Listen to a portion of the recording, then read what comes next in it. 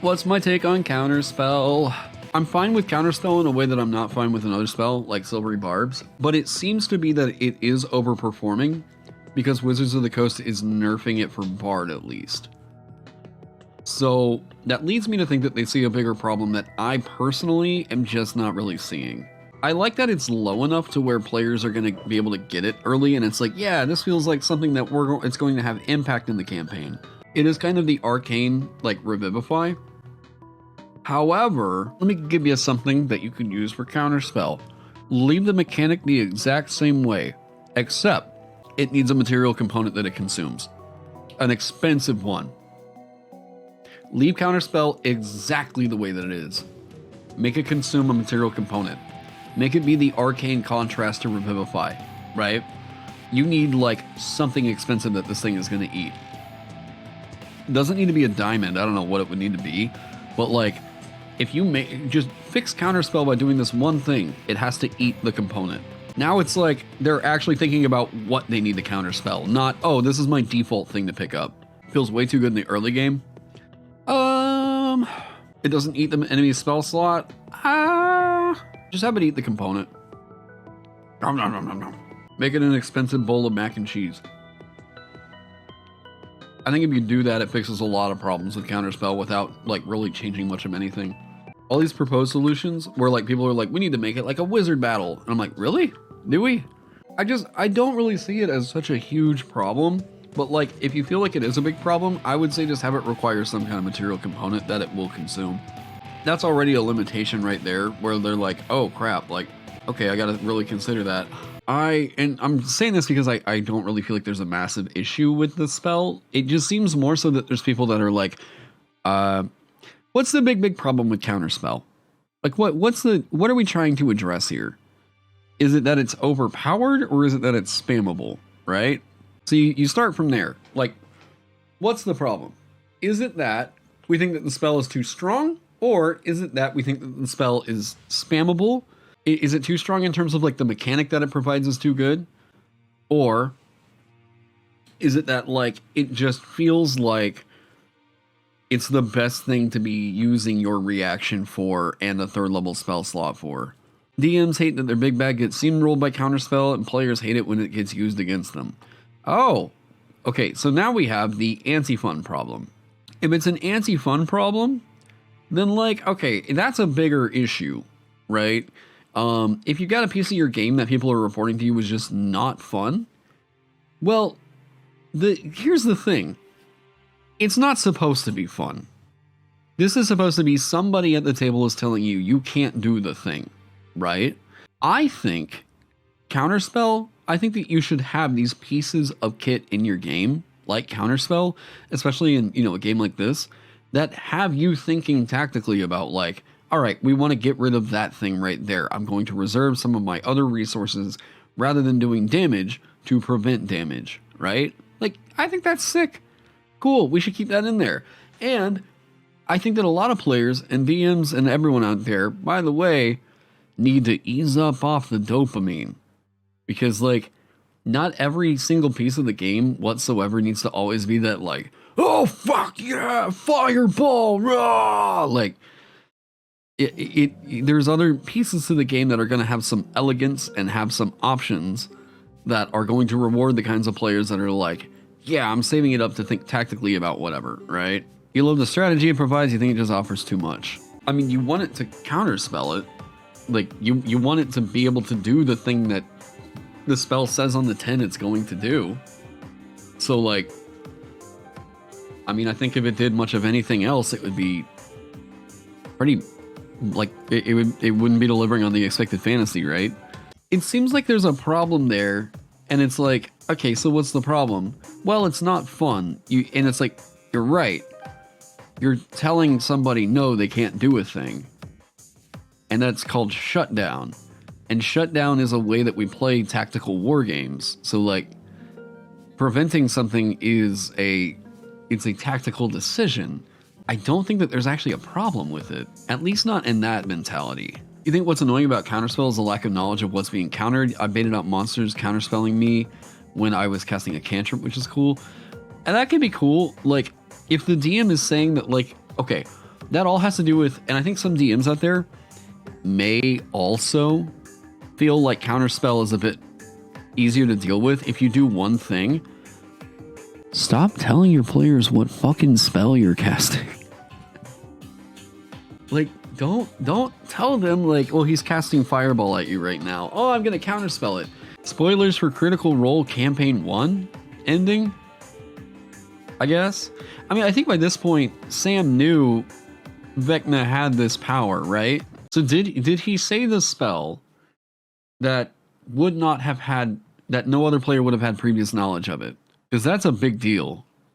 At that point, you're giving the player information that, like, if they don't know, like, did this hurt the campaign? No, not at all. If anything, this is a glorious moment.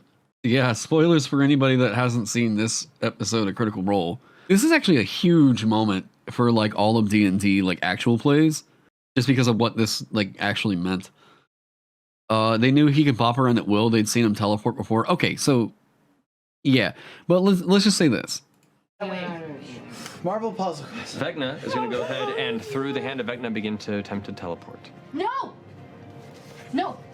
I take my shots. Fuck Someone have a that reaction? hand. Fuck that hand. Fucking chop that hand. Mage Slayer. I mean, I do have a reaction. Reaction work Yeah, for, when like, he's casting? attack of opportunity? No, right? On teleport? No, I do. I have a melee reaction. I'm gonna take my shots.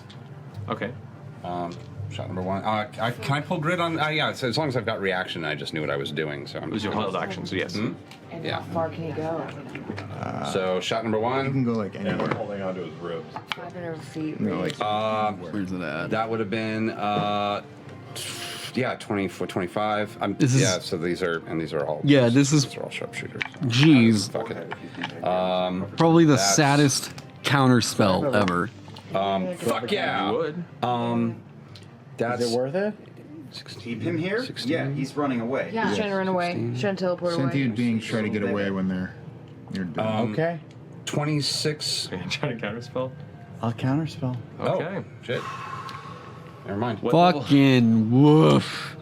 9. Oh. Oh. That was pretty clutch. That's right. You used your wish last night. Well, that definitely works. Okay, then. I'm still gonna hit you. Okay, so there's a lot going on in that. I'm sure everybody basically knows by now. If you've been around the like D&D scene, you know why this is such a huge deal. He blew a 9th level spell slot to counter. Yeah, so it's a spell slot that he had been reserving to cast Wish to break what was basically a death contract for his best buddy's character, right? He was trying to save it throughout this entire fight, so that way he'd be able to bring him back, cast Wish, and then break the contract, right? However, in this moment, they had to for sure make sure that the big bad guy who's trying to teleport away isn't able to cast teleport. He doesn't know what level the spell is being cast at. I think he cast it, or wait. No, he did know, right? And he has to blow it as a 9th level spell in order to make sure it doesn't go off. This right here, this whole moment tells me something right now. It was super worth it for them to like, this won them the fight. This whole thing won them the fight because they were able to keep Vecna there, beat him down, and then they win, right? That, in that situation, Counterspell 100%, you can't say that it has a boring narrative. Like, the weight that was going into this made it to where it shut down the big bad evil guy for the end of the campaign for the win. Counterspell's fine, all right? Teleport is the spell, at least 7th level. He was out of 7s and 8s. Oh, okay, so that's why. Okay, gotcha. Now, technically he didn't know the level unless they kept track of it mid-battle. I think that he said he looked it up whenever he was on his phone, right in here. There's a spot where you can see he's on his phone. Yeah. I think that he said that he looked it up to see what level it was, and that was, according to the table, all good by them for him to do that, right? So that moment was massive. What it means now is like he can't bring back his buddy, yada yada yada. That use of Counterspell. The reason why I brought that up is because I was curious whether or not Matt Mercer had previously indicated whether or not it was a spell or what spell it was, whatever. Because at that point, if you don't let them know what spell your spellcaster is casting, they may be weighing in like, okay, I don't know for sure what we want to counter, right? So therein, it's a little bit of a crapshoot. I would say it should go into like another Dungeon Master's guide. Like, hey, whenever you have a spellcaster that's countering a spell, whenever you have a spellcaster on your table as a big bad evil guy and they are casting a spell, do not tell your players what they are casting. If the expectation is going to be that like Counterspell should be something that like the player needs to have a little bit of knowledge on the spell on or something, don't tell them what they're casting unless they figure it out. Part of the reason why fights don't last, I think, as cinematically long as DMs would like, is because you simply are giving your players too much information super early on. You're very, very excited about this monster and whatever it would do. And I'm not saying that the 5e stat blocks are perfect. It's 1 bite and 2 claw attacks, right? Gotcha. I get that it's a thematic for D&D. But this is a thing that you can do to make fights a little bit more engaging in terms of like, what spell are they casting? God, we don't know. We have no idea. But if you're going into fights saying like, well, he's casting shield on himself. Okay, well, even there's a little bit of information, right? Oh, he's casting Cone of Cold. Okay, well, from there, I'm actually giving a lot of information to my players. That character, for a lot of players might know now, could be an Oni, you know? So if they're a spellcaster who's a human, we don't know, but you could be revealing like that character is an Oni or an Ogre Mage. Yeah. I've started making sure to look at BBEG spell components so you can use those to telegraph to players what spell is coming. Yeah, reward that shit. Players know this, like, yeah, this is the material component that's, whatever. Yeah. They've got bat guano. What are they casting? Let's hear it from chat. If they have a lump of bat shit in their hand, what are they about to cast? Let's see it. Hey, there we go. Right? If suddenly your spellcaster just pulls out like, oh, they've got bat poop, run. Like, run.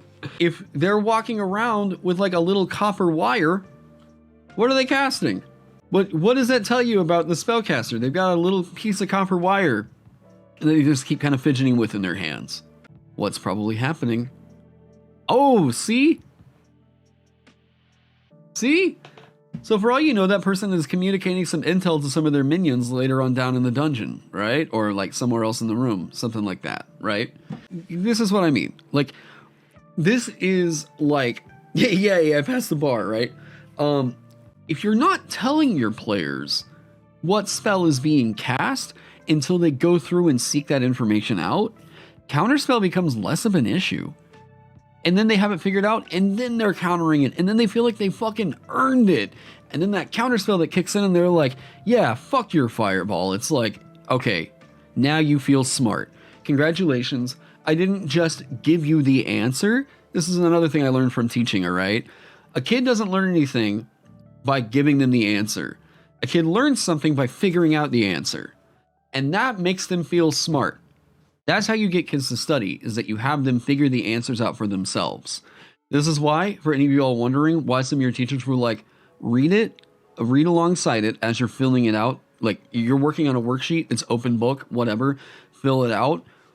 The teacher's right there, they can tell you all the right answers. They're trying to get you to find the answers. This is how you teach someone, and this is how you get somebody actually interested in education, is they get that feeling of like, ooh, okay, yeah, I can figure this out. I'm not stupid, you know? Would I say that's a DM problem? Oh, 100%, yeah. Yeah, it's a way that DMs are poorly conveying the magic systems of their world, is that DMs are doing things like just saying, well, he's casting like Ray of Frost on you right now, rather than narrating the cinematic of what's happening. They're giving their player the mechanical knowledge of it rather than the cinematic knowledge of it. Every single time that you cast, let's say, Scorching Ray, they might notice that it looks really similar, but they don't know right off the bat, like, what is happening in that moment, right? He's casting, there's suddenly rays of fire erupt from his hands. Someone that has a more, like, familiar knowledge with the arcane might go like, holy crap, it's Scorching Ray, or whatever, right? making it to where the players are finding the references and the Easter eggs rather than saying like he's casting Scorching Ray and then everybody's suddenly looking it up. What does that spell mean?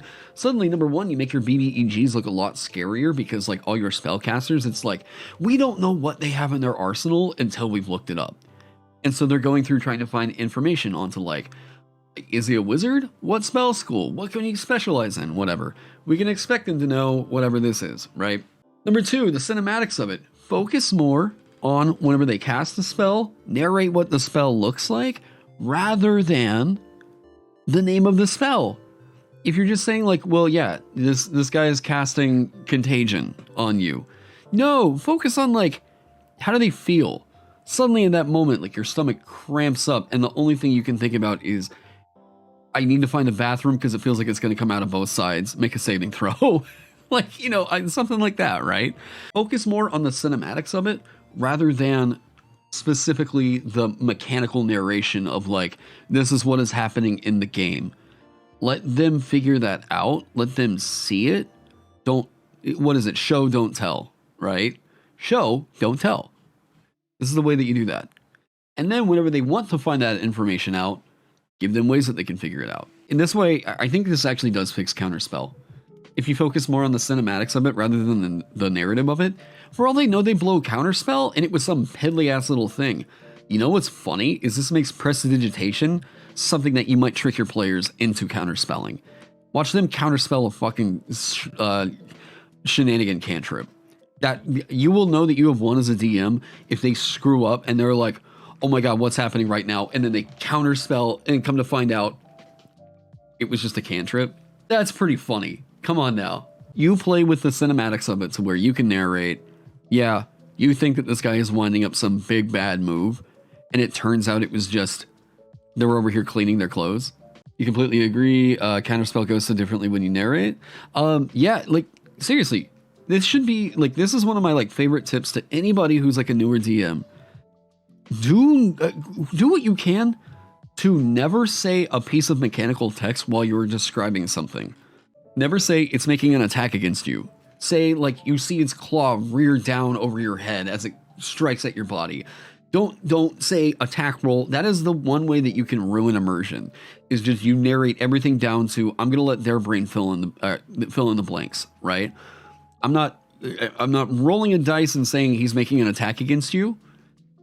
That's like, they should know that by my narration, right? This is show, don't tell DMing. If you need them to make a saving throw, they're making the saving throw, right? I have all of their armor class, all that stuff is up behind my screen. If I roll, like it's making an attack roll against you, you see it crash down on you, whatever. All that stuff, I already know how that's going to happen because I have their stuff back behind my screen, right? Then they can do the reactions where like, yeah, I'm going to raise my shield towards it or what the hell ever. That's all stuff that they get to do based off of the cinematics that you provided, right? You know if it'll hit. You do whatever. They have the saving throws. They're going to make the dice rolls, whatever. But you, on the other hand, need to just be focusing on the cinematics of the moment that is currently happening right there. This fixes a lot of the issues that I honestly do blame not on bad design, but on poor conveyance of like the narrative heart of the game on the DM side. Have I seen that little TikTok, or have I seen that TikTok of too much flair for a cantrip? She's casting sparks or something and 12 magic circles appear. She's chanting for like a minute straight. Yeah, I'm casting mending.